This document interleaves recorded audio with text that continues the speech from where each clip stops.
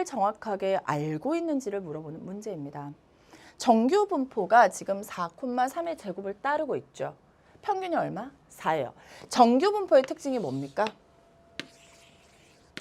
평균을 중심으로 종 모양, 양쪽이 똑같이 생긴 모양입니다.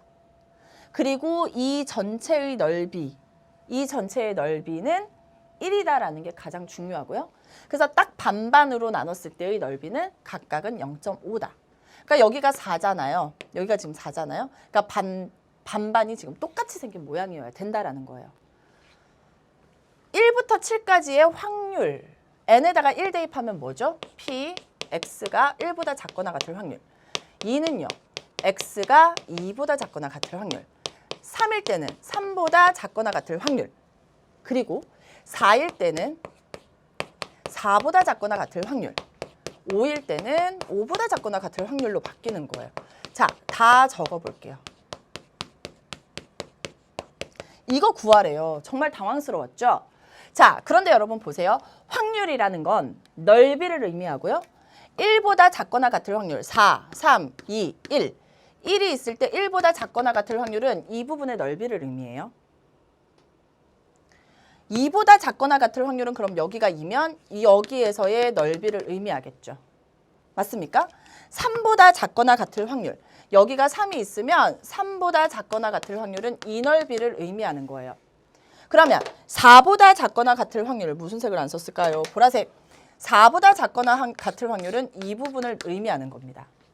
그러면 4보다 작거나 같을 확률은 딱 반이죠. 이거 얼마예요? 0.5예요. 끝. 자, 그러면 5보다 작거나 같을 확률을 쓸 텐데 여러분 지금부터 선생님이 하는 것을 잘 보셔야 됩니다. 선생님이 조금은 반대로 한번 써볼게요.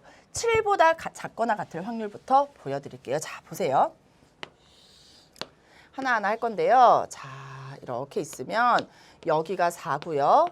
3, 2, 1이 있고 5, 6, 7이 있어요. 선생님 뭐라 그랬죠? 대칭이라고 했죠. 그러면 3과 대칭인 것은 여기 5가 될 거고요. 2와 대칭이려면 6이 될 거고요. 1과 대칭이려면 7이 돼요. 그러면 1보다 작거나 같을 확률과 뭐가 같아요?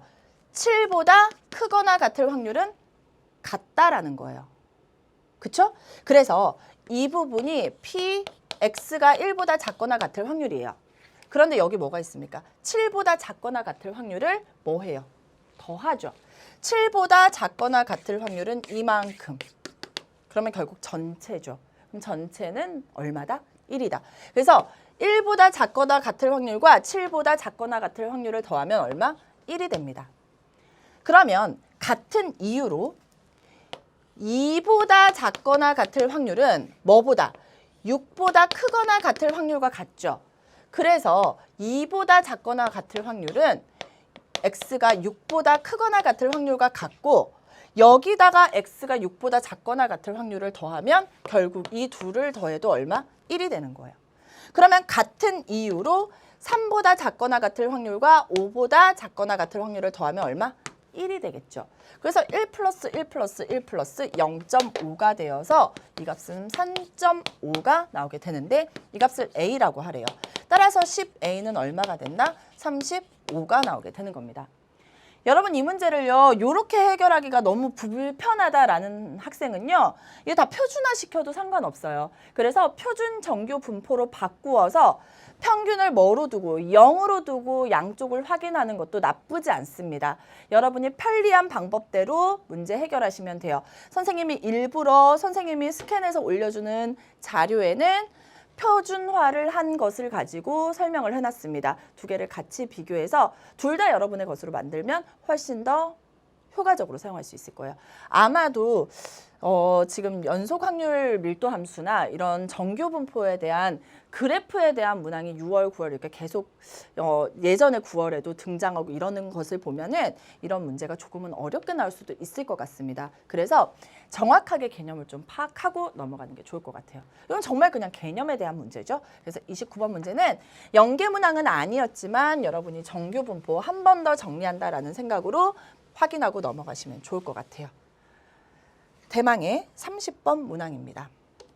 30번 문항은요. 제가 참 고민을 많이 했어요. 사실은 이 문제는요. 계속 이렇게 이렇게 계속 로직 하듯이 이렇게 계속 돌려가면서 생각을 하면 아 이거 돼 이거 안 돼 이거 돼 이거 안 돼 이렇게 풀 수 있는 문항인데 여러분이 좀 어떻게 이해하기가 편해야 되잖아요. 그래서 제가 풀이 과정을 몇 장으로 만들었더라?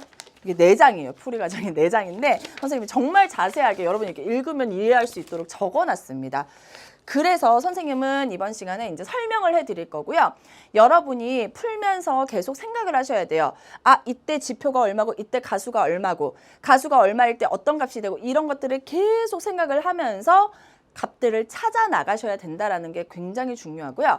제가 30번 문항은 무슨 문항이다라는 얘기를 정말 많이 합니까? 지구력 측정 문항입니다.